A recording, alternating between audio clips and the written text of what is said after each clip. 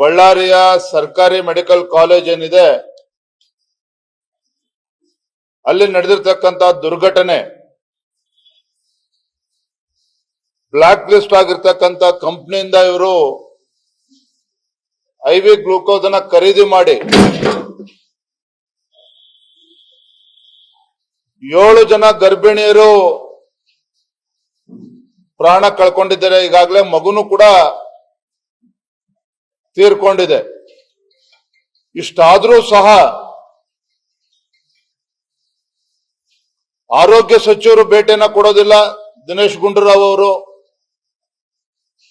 Medical education minister Sharangouda Patil ಅವರು ಕೂಡ ಭೇಟಿಯನ್ನು ನೀಡೋದಿಲ್ಲ. ಜಮೀರ್ ಅಹಮದ್ ಬಿಡಿ ಉಸ್ತುವಾರಿ ಸಚಿವರು, ಅವ್ರಿಗೂ ಇದಕ್ಕೂ ಸಂಬಂಧನೇ ಇಲ್ಲ. ಯಾಕಂದ್ರೆ ಅವರು ವಕ್ಫ್ ವಿಚಾರದಲ್ಲಿ ಬ್ಯುಸಿ ಇದ್ದಾರೆ. ಅಂದ್ರೆ ಈ ರೀತಿ ಒಂದು ಜವಾಬ್ದಾರಿ ಇಲ್ಲದಿರ್ತಕ್ಕಂಥ ಸರ್ಕಾರ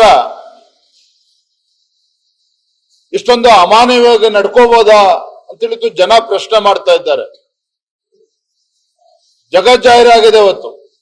ಯಾವ್ದೋ ಬ್ಲಾಕ್ ಲಿಸ್ಟೆಡ್ ಕಂಪನಿಯಿಂದ ಇವತ್ತೆಲ್ಲ ಸಪ್ಲೈನ ತೆಗೆದುಕೊಂಡು ಈ ಒಂದು ಅನಾಹುತಕ್ಕೆ ಇವತ್ತೇನು ಕಾರಣ ಆಗಿದೆ. ಇದು ರಾಜ್ಯ ಸರ್ಕಾರವೇ ಹೊಣೆಯನ್ನ ಹೊರಬೇಕಾಗ್ತದೆ.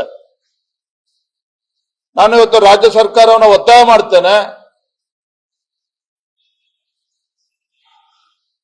ಬಳ್ಳಾರಿಯಲ್ಲಿ ನಡೆದಿರ್ತಕ್ಕಂಥ ಘಟನೆ ಬಗ್ಗೆ ಒಂದು ಸೂಕ್ತವಾಗಿರ್ತಕ್ಕಂಥ ಒಂದು ನ್ಯಾಯಾಂಗ ತನಿಖೆನೂ ಕೂಡ ರಾಜ್ಯ ಸರ್ಕಾರ ಮಾಡಿಸಬೇಕಾಗ್ತದೆ. ನ್ಯಾಯಾಂಗ ತನಿಖೆನ ಮಾಡಬೇಕು. ಏನು ಗರ್ಭಿಣಿಯರು ಮೃತಪಟ್ಟಿದ್ದಾರೆ, ಅವರ ಕುಟುಂಬಕ್ಕೆ ಪರಿಹಾರವನ್ನು ನೀಡಬೇಕು ಅನ್ನೋದನ್ನು ಕೂಡ ನಾನು ಆಗ್ರಹವನ್ನು ಈ ಸಂದರ್ಭದಲ್ಲಿ ಮಾಡ್ತಾ ಇದ್ದೇನೆ. ಇವತ್ತು ಚಲವಾದಿ ನಾರಾಯಣ ಸ್ವಾಮಿ ಅವರು, ರವಿಕುಮಾರ್ ಅವರ ತಂಡ ಲೋಕಾಯುಕ್ತನು ಕೂಡ ಇವತ್ತು ಭೇಟಿ ಮಾಡ್ತಾ ಇದ್ದಾರೆ. ವೈದ್ಯಕೀಯ ಸಚಿವರು ಬಳ್ಳಾರಿಗೆ ಭೇಟಿಯನ್ನು ನೀಡಿದ್ದಾರಾ? ವಿರೋಧ ಪಕ್ಷದ ನಾಯಕರು ಅಲ್ಲಿ ಹೋಗಿ ಭೇಟಿಯನ್ನು ನೀಡಿ ಬಂದಿದ್ದಾರೆ. ವೈದ್ಯಕೀಯ ಸಚಿವರು ಬಳ್ಳಾರಿಗೆ ಹೋಗೋಷ್ಟು ಪುರ್ಸೊತ್ತಿಲ್ವಾ ಅವರಿಗೆ? ಆರೋಗ್ಯ ಸಚಿವರಿಗೆ ಬಳ್ಳಾರಿಗೆ ಹೋಗ್ತಕ್ಕಂಥ ಪುರ್ಸೊತ್ತು ಸಿಕ್ಕಿಲ್ವಾ? ಹಾಗಾದ್ರೆ ಉಸ್ತುವಾರಿ ಸಚಿವರಿಗೆ ಜಮೀರ್ ಅಹಮದ್ ಖಾನ್ಗೆ ಇವತ್ತು ಬಳ್ಳಾರಿ ಜಿಲ್ಲೆಗೆ ಹೋಗಿ ನೋಡ್ಬೇಕು ಅಂತಕ್ಕಂಥ ಒಂದು ಕನಿಷ್ಠ ಸೌಜನ್ಯ ಇವತ್ತು ಸರ್ಕಾರಕ್ಕೆ ಇಲ್ದಂತಾಗಿದೆ ಉಸ್ತುವಾರಿ ಸಚಿವರಿಗಾಗಾದ್ರೆ. ಈ ರೀತಿ ಬೇಜವಾಬ್ದಾರಿಯ ನಡವಳಿಕೆ ಏನಿದೆ, ಇದನ್ನ ಹೇಗೆ ಹೋಗ್ತೀರಿ ಇದನ್ನಾಗಾದ್ರೆ?